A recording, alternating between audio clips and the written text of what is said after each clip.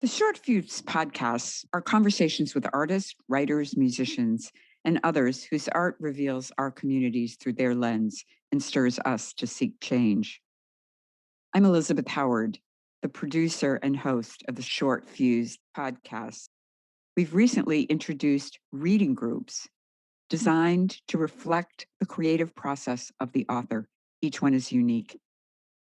In this first series, we're talking with Gay Wally, the author of the Venus as She Ages collection, 6 novels.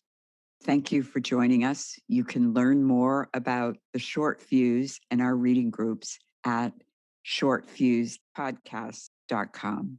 Thank you. Welcome, everyone. This is our last reading of Gay's books, 6 books. Venus as She Ages, and Magnetism is the book that we're talking about this evening.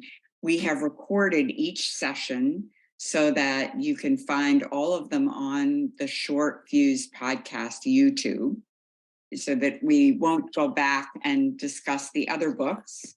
We'll focus on this book. And this evening we have Tom Philbin with us. And I'm going to tell you a little bit about Tom. He is a critic. He studied law and has an undergraduate degree and a law degree from Suffolk University. He studied at Oxford University, and then he got a master's in English from Harvard. He has reviewed books for the Boston Globe, the New York Times, the Hudson Review, the Review of Contemporary Fiction, and the Arts Views, which is where he actually reviewed Gay's first novel in this collection. And he now is a tutor, an academic tutor, tutors writing at Suffolk University, and continues to review works of fiction, biography, history, and philosophy. And also, I wanted to say a word about Dr. Murphy Lewis, Gay's publisher, who's been with us, and you've met her, and she's commented throughout. But I don't know that you know that much about her. So Dr. Lewis has explored and trained in many modalities, from bodywork to psychology. Her personal exploration sprang forth, she writes, when she was 13, and she began to write obsessively, private journals. She continues to do so. In 1997, Libraries Unlimited launched her young adult book, Why Ostriches Don't Fly and Other Tales from the African Bush, about the Sans Bushmen, who kindly shared their stories, music, and trance dance during her extensive travels through the Kalahari Desert in South Africa, Namibia, and Botswana. This led Murphy to republish Lisbeth Boyd Borey's Poems for Peter from the original copper plates, publish Gail Siegel's In Gravity's Pull, and of course, Gay Wally's The Erotic Fire of the Unattainable, Aphorisms on Love, Art, and the Vicissitudes of Life. Her own book is being published in January. I believe, Murphy, it's January 17th, a memoir entitled Across the Divide to the Divine, an African Initiation. And so Tom and Murphy, Tom will open the program and then they will be in conversation. So welcome. Terrific. Thank you all. It's an honor to be here. And Bill Marks, I don't think is with us. I'm doing most of my reviewing these days for artsfuse.org.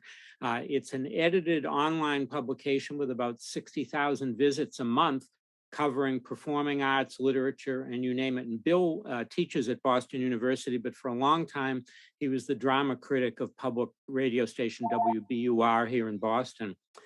I wanted to say a word about book reviewing first, because people often ask me how one becomes a book critic.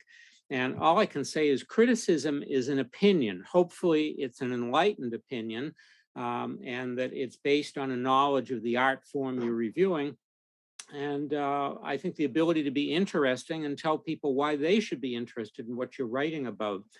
But there's no licensing authority or certification board to be a reviewer.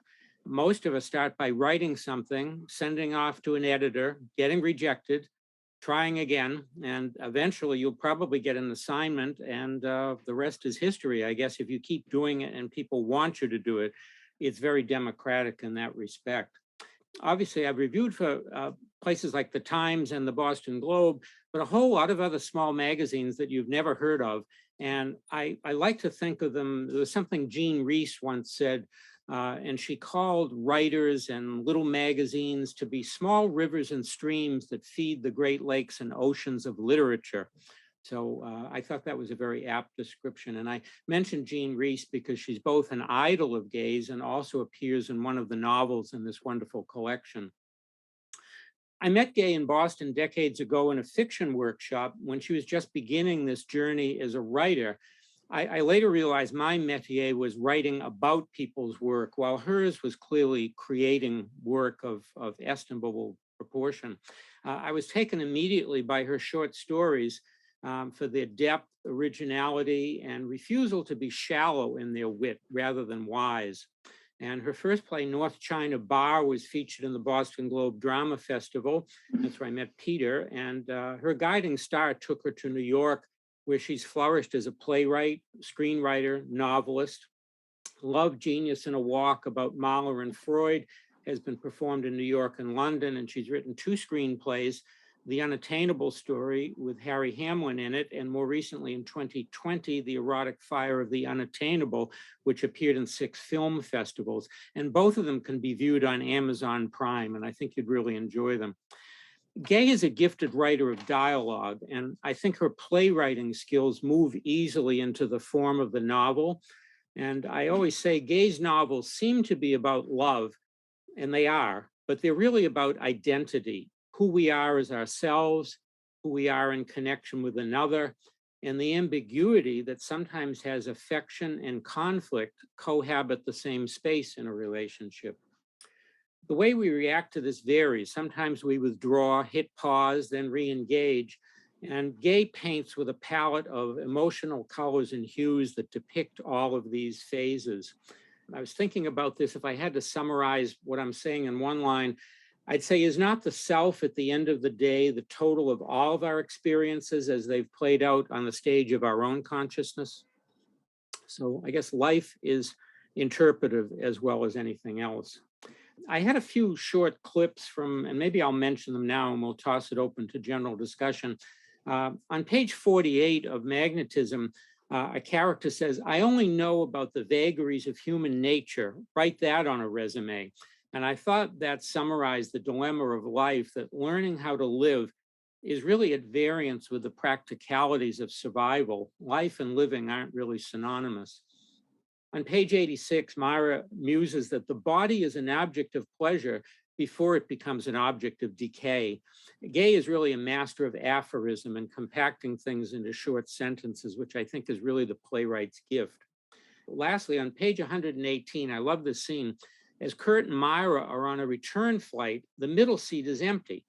And she says she would prefer the warmth of his body and to sit next to him, but knowing he has almost a neurotic need for privacy, separation, aloneness, she volunteers that the middle seat shall be left empty between them. Convenience over passion, Myra muses. Was this their age? So I think something common to the Venus as She Ages series is that it's natural that we reflect on this process of going from youth to whatever it is comes after that. Some call it maturity, some call it aging, and I don't know, but everybody certainly admits that this process involves a certain amount of pain over bad choices, bad luck, romantic mistakes. I think all of us, though, there's a dream in everybody once they pass a certain age. If we could only go back and revisit something and we'd do it differently, of course we wouldn't. But one of my favorite scenes from the film The Great Gatsby is when Gatsby, now that he has the money and the position that he can go back and court and win Daisy, his companion there, Nick, says to him that you can't go back and get a do-over. And Gatsby, because he's so rich and powerful, is just incredulous. He said, what a silly notion. Of course we can. So I don't know whether we can or can't, but imagining it gives a pleasure that overrules reality. So that's kind of my notes on all of this. And I'd like to hear what everybody else has to say. And maybe I'll ask a few questions to follow up on people's comments if I feel there's room for that. Okay. Murphy, would you like to make a few comments before we open it up to everyone? Sure, thank you. I was zipping through Magnetism this evening, and I thought, wow, there's such an aliveness in this book. It's partly, I think, because she's encountering music. She's off, on her date by herself and having a date with Mahler, there, and then of course she meets a Mr. Mahler that she eventually calls him that. But there's such an aliveness, her sexuality, her sensuality, her reaction to the music, and you can really feel she's shifted. This, of course, it's a new protagonist, or no, it's not new. Mira's been here before, but in the sense of you can see that there's a development of character for the protagonist, and I really love it. It's just a thought for now. I'll be back. Okay. It's funny thing about fiction, the conventional wisdom, of course, is that women read novels, men don't, unless they're detective fiction or something of that sort. And I don't believe that. And I think that men are from Mars, women are from Venus. There might be some residual truth in it, but maybe my own view, men and women may express emotions differently, but I refuse to believe that they don't experience those emotions, whether it's love, sadness, grief, exaltation, any of these other things. I think we're all human beings, and I think it's amazing. But I guess the question I'd like to ask, in this age of gender consideration, and we've got a mostly female audience, and maybe I'll ask Peter and David respectively, do you think a book like this could have been written by a man? And if so, would it have been done with the same sensibility? Or do we read it because we inherently understand that women have a better grasp of things emotional? Great question. Yes, the male gaze. Yes. Great question. That's a very interesting question, Tom. There was a panel that was held on Ferrante, and my ex-wife was on that panel, and someone said, because no one really had met Ferrante, didn't know who she was. And someone said, well, do you think Ferrante could have been a man? And my ex-wife said, yeah, I can just imagine a woman writing Philip Roth's books. No, this is a book that cannot be written by a man. Impossible. I can't even imagine a man writing this book. The sensibility, the sense of connection, the sensuality, the emotional entwining, the combination of all those ingredients, I think can only really, I can't even think of a male writer. I mean, can you? And you've probably read more novels than, okay, yes, Gay, you can think of one, right? I can't. I can't. No, there's a wonderful book by Akhtar, Homeland Elegies. Yeah, he writes about sex and for the women on this call, he writes, and the men, he writes about sex from a male point of view so well. It's the best I have read of a man writing about sex as it is now. Henry Miller was, of course, kind of, wacky, but he was having sex with words, not just the sex, Gay. It's the sense of emotional entwinement. Okay? He does that too. Homeland Elegies, he does that. I highly recommend that. For that, And Kevin Wilson does it. Does he? Yeah, he really does. Short story writer? Yes, and he also has 2 novels, but I think at least 2. But he also when he gets into a woman's head, he gets into a woman's head. So I like to think that women can write in the men's head and a man can write in the women's head. If not, dear Lord, where are we? I don't think he's talking about that. I think he's talking about, well, go ahead, Peter. Well, no, I will say there are always exceptions to any rule. Okay, there's no question about it. I think in general, the sense is that women care more about, or write more, women writers tend to write more about the emotional intimacies and the subtleties of those intimacies than men do. Men are more interested, I think, and again, these are horrible generalities, I apologize, and there are always exceptions to the rule, no question about it.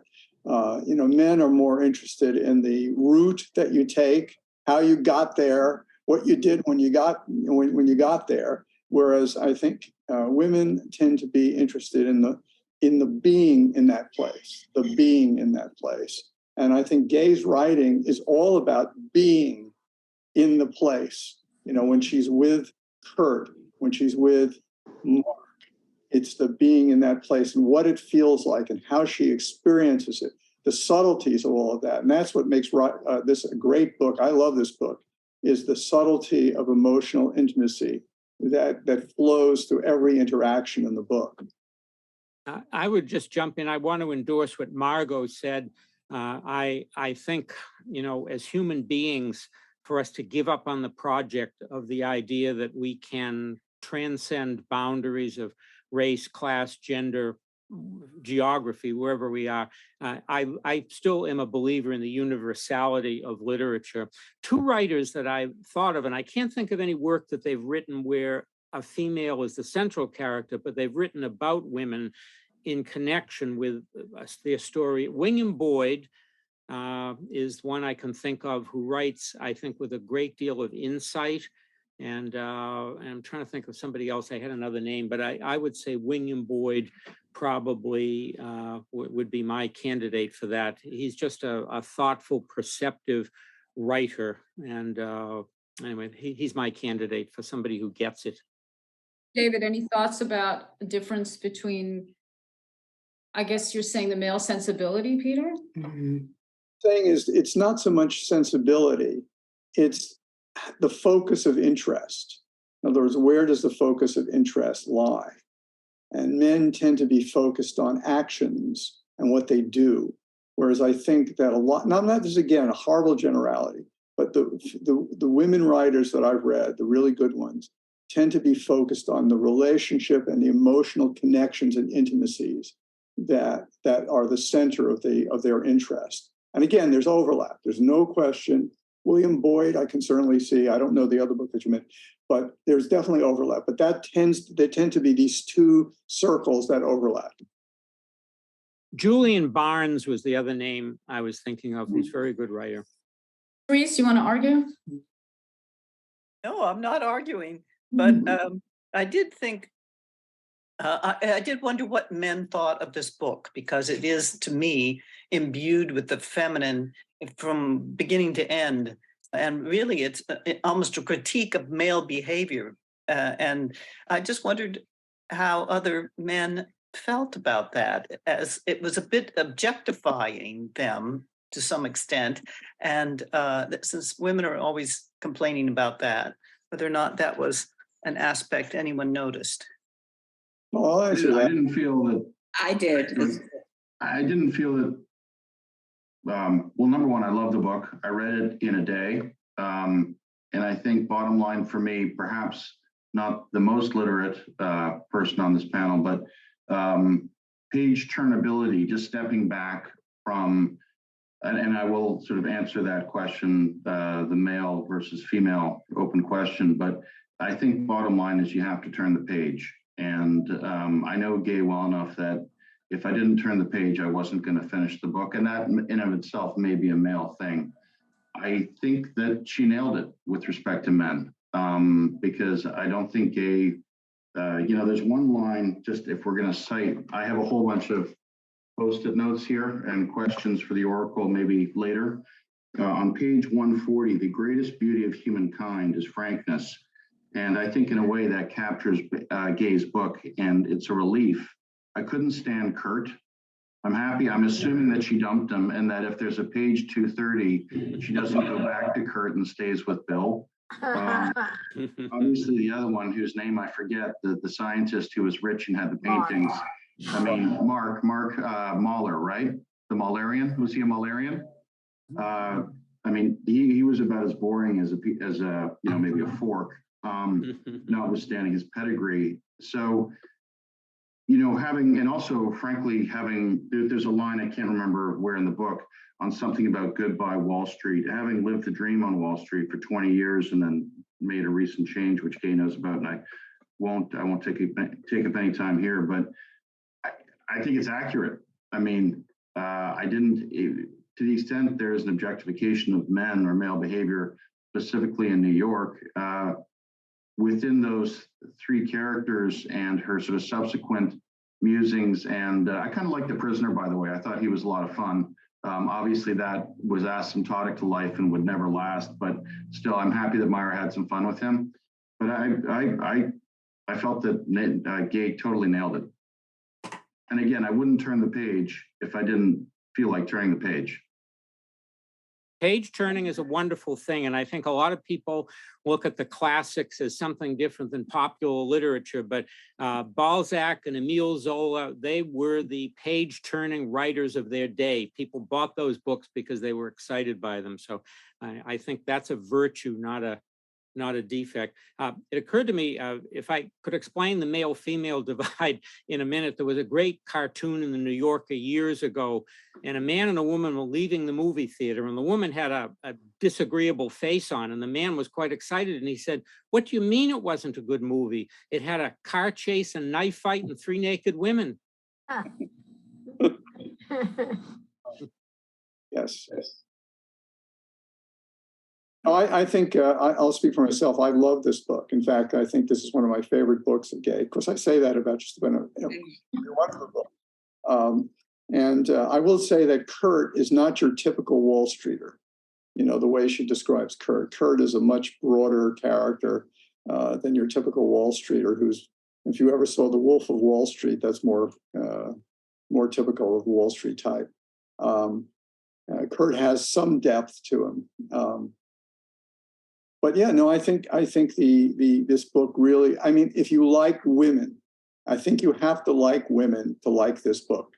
If you don't like women, you will not like the book. You have to like, admire, respect, and love women to really like this book. I think it's a good litmus test. If you're looking for a man, give them this book. And if they say, "Oh, I couldn't stand it," walk away. Well, that's interesting. But you So know, Gay, tell us. Go ahead. No, I was going to say, Gay, tell us a little bit about when you wrote the book, and 1999 when you started, when you published the first in this collection of scenes. And yeah, I wrote this probably maybe 6 years ago, something like that. I was interested in a woman of more than a certain age, still having desire and being desired. And that was my exploration in it. You know, can it be? And so it was an exploration of sexuality / sensuality, I guess. Well, sexuality, but in the end, she opts for sensuality. So that was sort of what I was exploring in it. So she has flashbacks all the time in it, you know, of being 14 with a boy on the beach, you know, in Barcelona and things like that. So it's sort of, she wants to feel juicy about life. And that's what I was exploring in the book. One of the things that I enjoyed about the book, sort of reflecting on it, was I think on some level, you have to be taken with the protagonist. Mm-hmm. And so therefore, in addition to her quirks and her own faults, which she admits pretty freely, I like just simply in the structure of it, I liked her eulogy, and I liked the relationship with Lucia. Mm-hmm. And how that added a dimension because I will say at one point, I'm like, okay, I care about this character, but do I really care that she's going away with Mark? Because what else has she got? Granted, the philosophy throughout is superlative. You know, that using that relationship, and I don't know if that was deliberate or not, Gay, but a light went off in me. I was like, I want to know more about her. There's a level of friendship, wisdom, obviously, with the older woman, but also an overused word in society because so few people have it, which is empathy. But it comes through, and I think that's where, notwithstanding the fun with the prisoner, that's where I really fell for this character. Mm-hmm. And it comes together in the eulogy, and obviously a few things come together. Yeah, with Lucia, yeah. Well, because I created Lucia because Lucia had the quality that she was looking for. To her, Lucia had the quality. Be more specific, Gay? Be more specific. Well, I mean, I don't know if I got it across, but my intention was that Lucia, who has survived the camps, was still able to live a juicy life. She's still, even though, you know, in the book she dies, but that she was able to, she's the one that always says you have to believe in a kiss. Do you know, there's something wrong with you that you don't believe in a kiss. And I think Mira is extremely taken with Lucia's ability to stay alive after all she's been through, you know. And so when Lucia dies, it's a kind of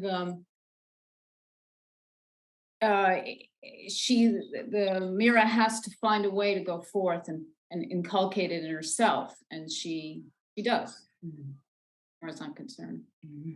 Yeah. So I was interested in how the book is, I don't think you wrote it this way, but it does feel as if it's a musical summary of the previous volumes. The themes continue and then they go through, some of the characters reoccur.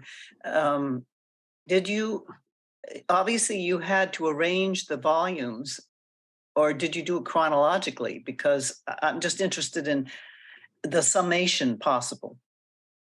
The summation? I don't understand what you mean by the summation. Well, it's the sixth and last book, and it feels as if there is, well, in postmodern music, themes are recur, and more is explored, of course, but it had a feeling of an end of the series. And of course, the title, Venus as She Ages, is in the book.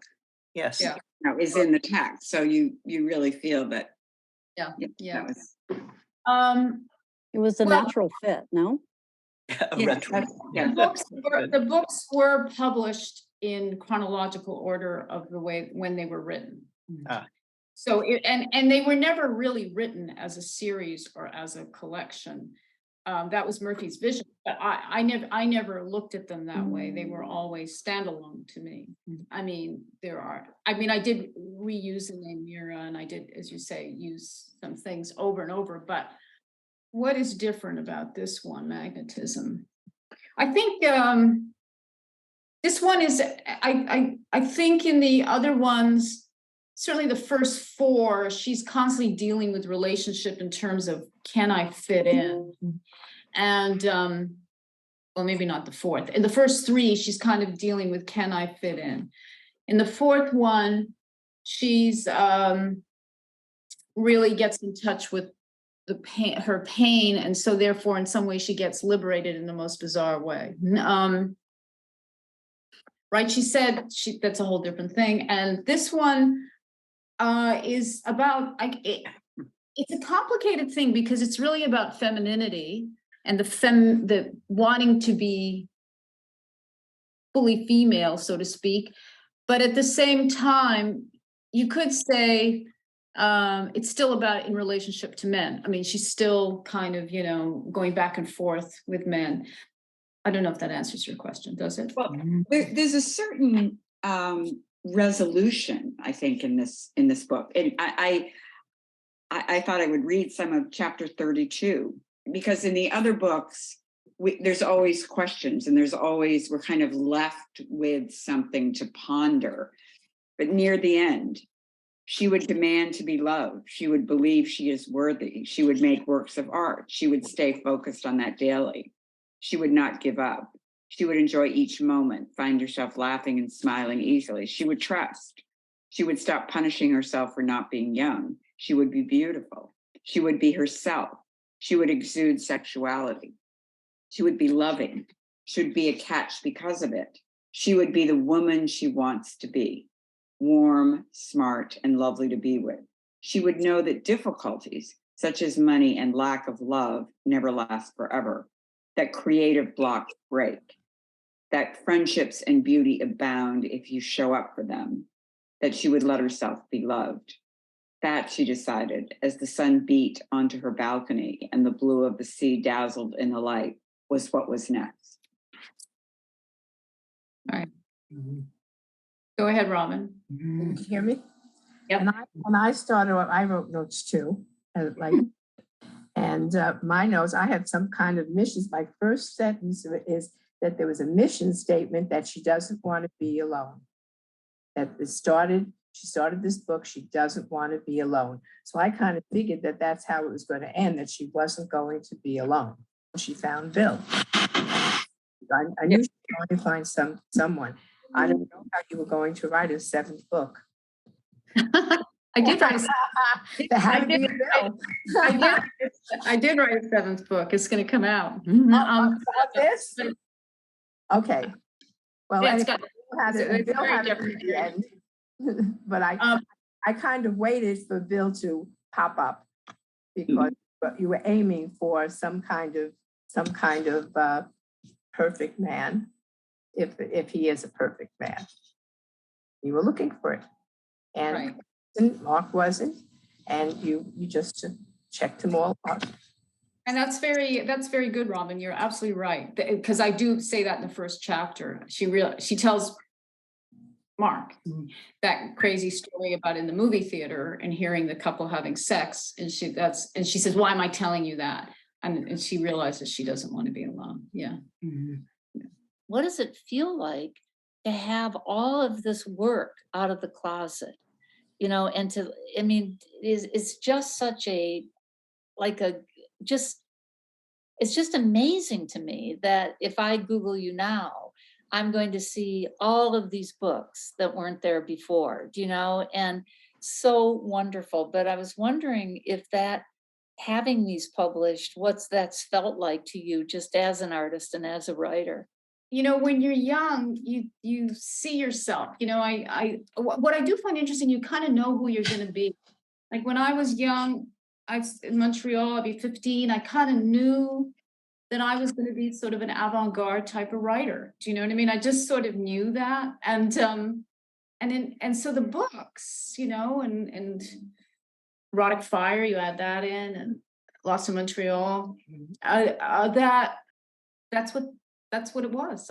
It wasn't a fantasy. What I saw was actually real. And so that's, I think, mostly, and I'm shocked at how much I've worked all my life on my own writing. I'm kind of, I think of myself not as lazy, because I'm pretty driven and I'm hardworking, but, I can't believe that I've written this much, and there's a lot of books that Murphy didn't see because I decided I didn't like them enough. I can't believe that I chronicled so much, and that whatever I was going through, I sat down and worked with it. It seemed like I was always writing. I never talked about it. And for those of you that've known me a long time, nobody knew. And I couldn't stand that whole kind of personality of talking about your writing. And I slunk along and doing my thing. Mm-hmm. I started writing really seriously after my father died. I was 33, and 32 or 33 when he died. And I remember I couldn't sleep. And so I wrote North China Bar, which is my father's a character in that. I came to New York to write plays. I was more interested in writing plays. And I saw that plays were so structured, I didn't have the freedom to do the things. And you guys have all read a lot of these books, I play around with form and they're different from each other. And, so I said, no, I think I'll do a novel. And so then I studied writing in New York, and Strings Attached was my first book. What I think is interesting, though, knowing you all these years, I would have thought I would have read these books and thought, oh, yeah, that's kind of outdated, or that book that you've written like 30 years ago doesn't seem at all dated. That I guess I just think, well, yeah, now you're like, 20 years older or something. You should have much more wisdom in the books, or much more this or that. There would be this progression of maturity or something with the writer. But you had that as such a young writer. Do you know what I mean? When at 33 or whatever, when one of these first books were written, it's just amazing to me that I can read these books now and there's no sense of being like, oh yeah, she's not like that anymore, or she doesn't think that way, or it's not, that's kind of like, a little old. I had no sense of that. It's all so fresh, and that's been wonderful. That's really been great, Gay. No, well, thank you. But yeah, I think any book shouldn't.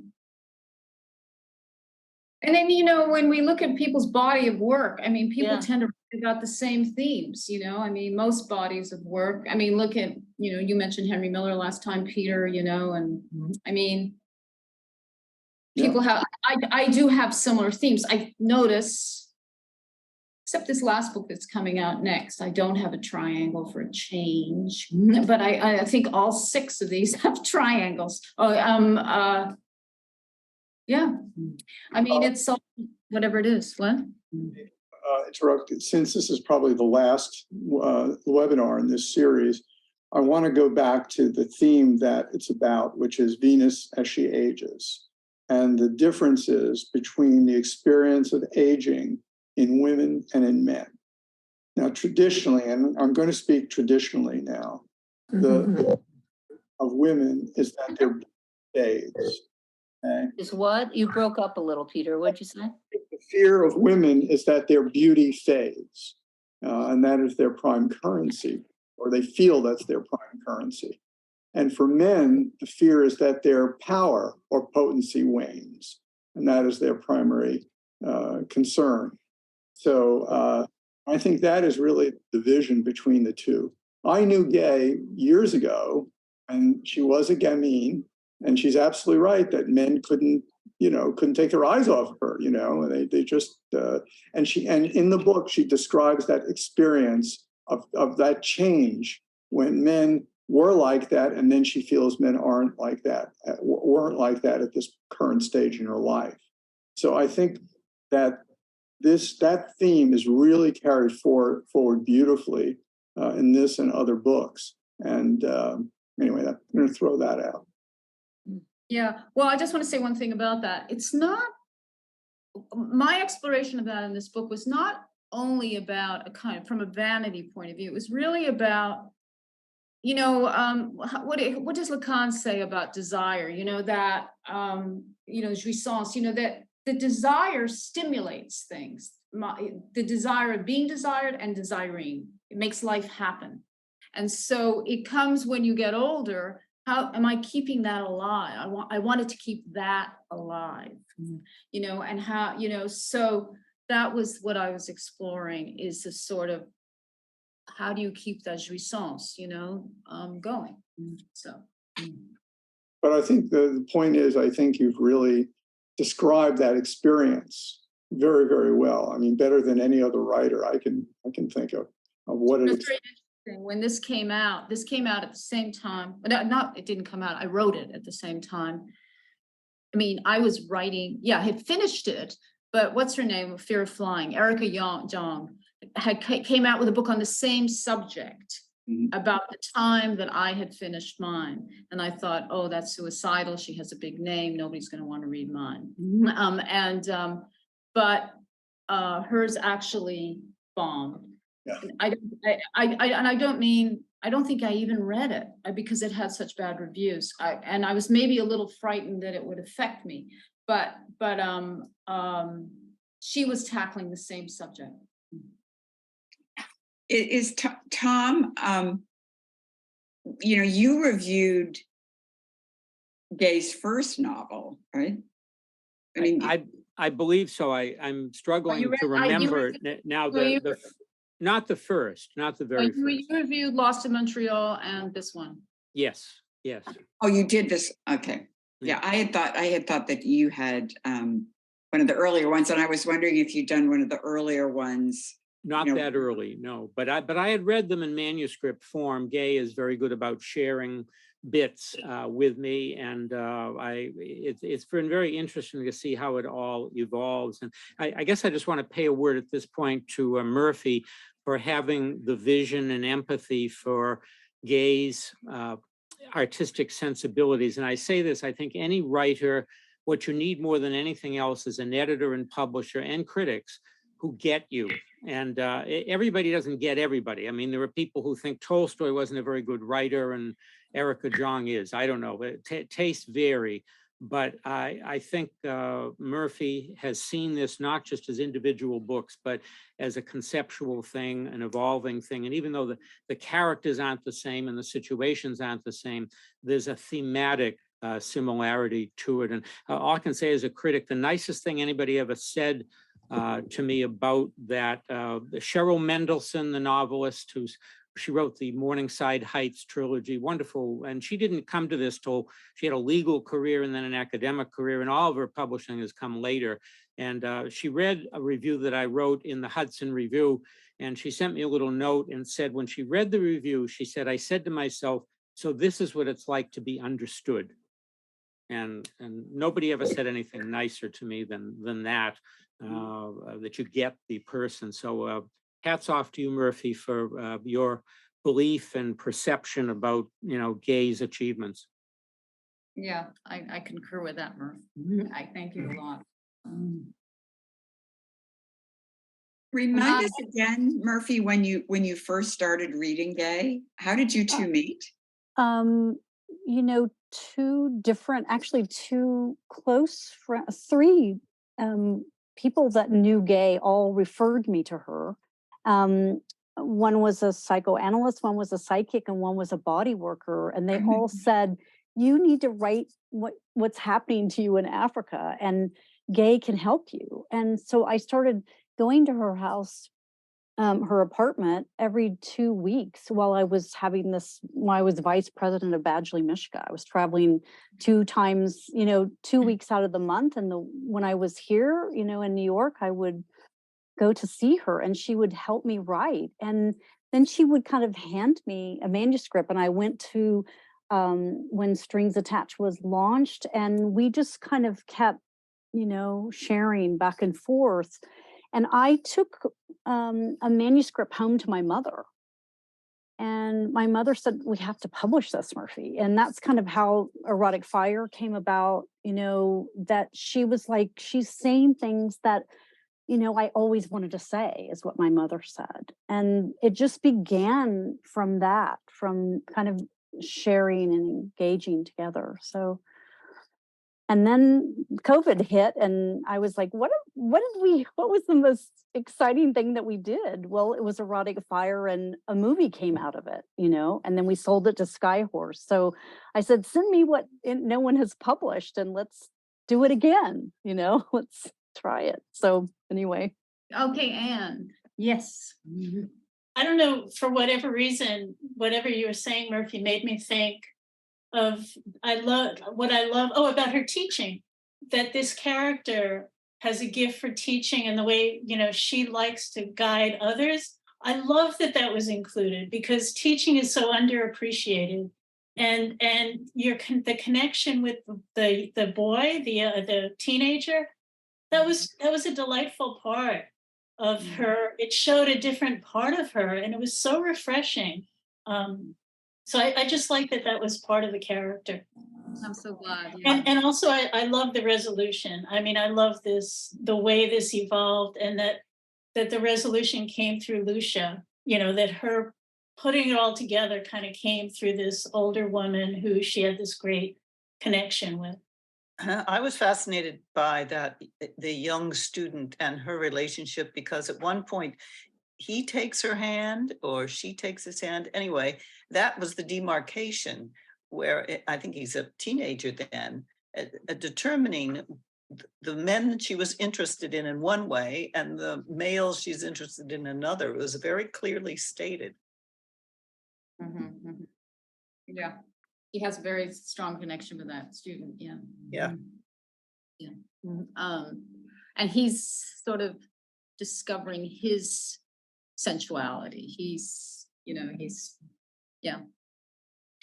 It also pays the book forward in a way, because you have someone young moving through the narrative. And he's a writer. Yeah. Yeah. Brenda, any thoughts? I don't have a lot to say. I liked it very much. I have to say the young student absolutely grabbed me. The purity of that relationship seems so clear, and how she wanted to open up his mind and going to the Strand all the time. And I guess I'm mostly agreeing with what Anne was just saying, because that part and the Lucia part were probably my two favorites. And the third part that I really liked was when Mira went on the date by herself. I don't know, it was just delightful that there's the idea of doing it and getting all dressed up in this really glamorous outfit and going out on her own. And I don't know, it was those were my three, probably just the parts that I enjoyed reading of the book were those three parts. And I want to just add my thanks to all of you for putting all the series together, because it's really has been a lovely way to do it, and just to get to know Gay's writing more and to hear from all of you such really smart people about the work. It's been a delightful series, so thank you to all of you who have been part of doing this. Thank you for that. This series that you've published, Murphy, is rather unique. I mean, in publishing, I mean, Tim, I probably speak to this even better. I don't know of any other series of books that have come out like this, that I think it's really amazing, the job that you... Well, collections usually come out when you're dead. No. Not just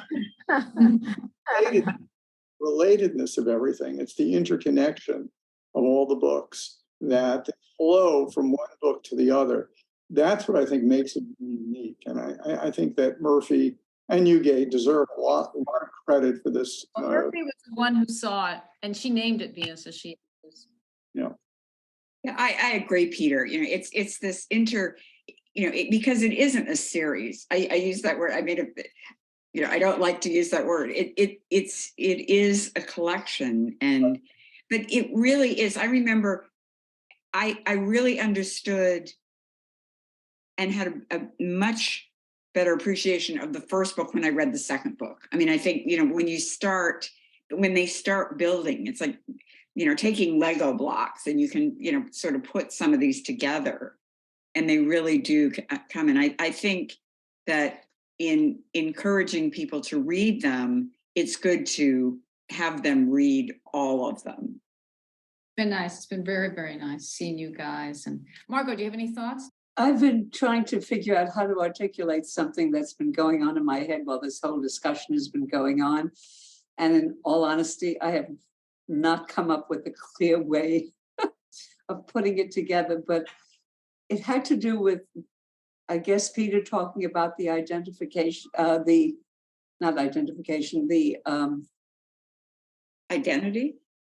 Objectification? I lost the word. Objectification. The objectification, thank you, of men. And all the female characters in the entire series still desperately wanting a man and wanting the man to appreciate her. And yet the men seem to be these characters that are not always one that most women would want, putting it mildly. And so that it's been playing in my head, and I haven't been able to put the thought, obviously, in any way as to say, except to open it up to Gay as to that duality. Yeah, well, there's a line in the book that answers it. Thank you. So she's with a shrink, and she's complaining about her usual man problem, and he says to her, "It's you who want to be alone." She says, "No, I don't." He says, "Face it, honey. Kurt gives you the space for your creative mind. That's your attachment." Right. And people want to be alone, and they don't want to be alone. But what I love about the books is, they just capture that. Just so many books that I've read. I'm in 2 book clubs, and I'm ready to quit both. One's in New York, which is a little bit better, and the other one is down here in Delray Beach. And I can't say they're really bestsellers, but oh my God, some of them are just painful. I mean, I can't even read the current one that I was assigned to. But what I see in most of the books and most of the discussions, and some of the book clubs have like 25 people in them, and there's a lot of discussion, is that need for the predictableness, of a relationship. Like, oh, I'm having a horrible relationship, and finally I've had a breakthrough and I have a great relationship with the man now, or with whatever, and usually with the man. And when I think about it, I think like what I love about these characters in each one of the books is that you really get the importance of being an artist, of the creative, that the creative life is really the lifeblood there.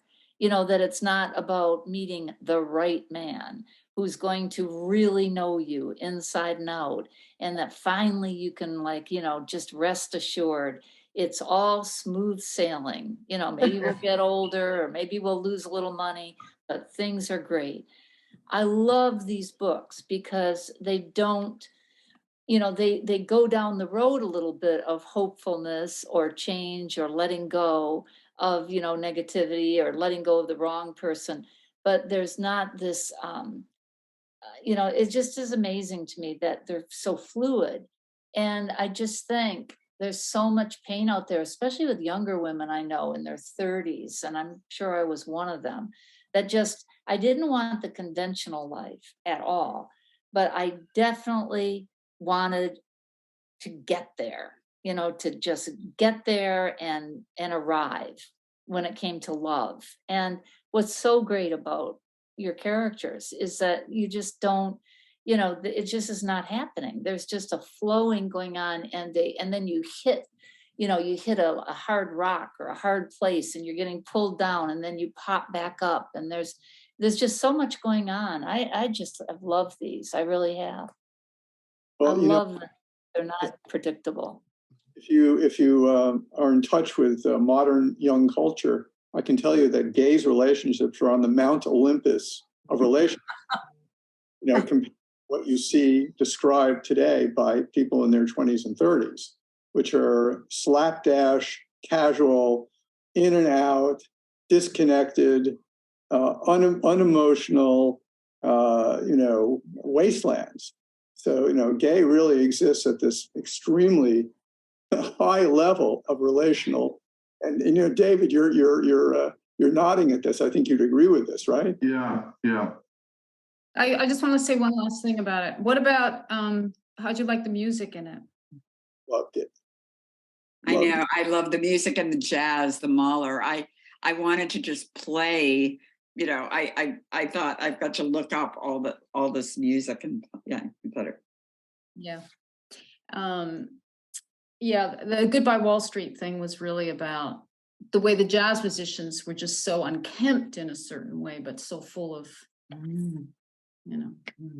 Hey, I wonder, the last of these webinars with your books, would you like to, I know this sounds awful, but would you like to give us sort of a summing up, some valedictory here for this collection, and what you think you accomplished, and how people have received them, et cetera, et cetera? Well, I've said this last time, how much I thank all of you for going through this with me. Murphy saw this. I didn't quite see it as well. It was frightening a little bit for me for her to do this, but also intriguing for obvious reasons. And, I have seen that by your response and other people, I will get emails from young women reading, like the second one, the one where my character is so frightened of marriage, and they feel like, oh, they found somebody, and it's been something for me to see them speak, the book speak. I've always been a kind of offbeat writer, and so it's just nice to see this little family and getting along with each other and living happily ever after. Yeah. Great. Well, maybe I'll summarize if everybody's ready for that. I think this is great that these things have come together. And, when you ask writers about their work, most of them will give you an answer, but I think the answer they really want to give is pass the book on to somebody else. Let them Yes, see it. yes. Let them, be my publicist in an informal sort of way. And I think that's the greatest compliment you give people. But I would strongly suggest you watch the films on Prime Video. And I think you really, if you haven't already, see Gay's gift as a playwright and how that transfers into fiction writing.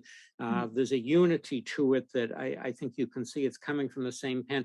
And some of this seems terribly serious, but Gay is capable of immense wit and summarizing things. And the humor jumps at you. It's not like she's setting up the line and you can see the gag coming. It's rather a subtle aside or a small observation coming. And so don't think this is ponderous stuff. It's serious, but it's not deadly serious. And all I can think of, Neil Simon's mother supposedly told him, make them laugh, they can cry at home. So, but I think as a consequence that, people go to theater, they see films, they read books. We want to be, quote, entertained, but entertainment is also enlightening. I don't see the two as a bifurcation. I think it's all part of the human element of storytelling. Well said. Thank you. And Elizabeth, keep me anyway. Yes, I'm sure yes, most of us keep us on your will. mailing list. And Murphy, let us know when your book is ready. Yeah, or we will. anybody else here when their books are ready. There's a lot of writers. Never be ready, But but Terese Svoboda has a book coming out in March. So there's a number of other great. David writers. has a really interesting ebook. They can get that, right? If they download that. Oh, really? What's the name of it, Yeah. David? Pardon? London Calling. No. London Good Delivery. Yeah, London Good Delivery. Yeah. London Calling. And, Yes, it's going to be his big day. Yay, please, could you get the title of his book right? Yeah, sorry. What is it? London Good Delivery? London Yeah. Good Delivery. It's on Kobo. You'd like it.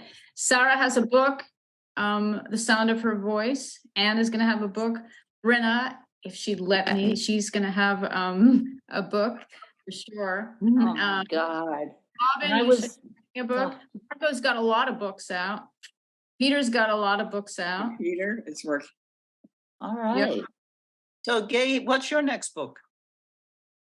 Well, I have a book that I'm actually in Uruguay. I think some of you know that, and all of you know that or something. And the day I left, I got an acceptance for a book I'd written over COVID, and it's called The Waw, W-A-W, which is the what the sub-Saharan nomads call the ultimate oasis. And Mira goes off to the ultimate oasis, not in the desert, but the coast of England, and what happens to her.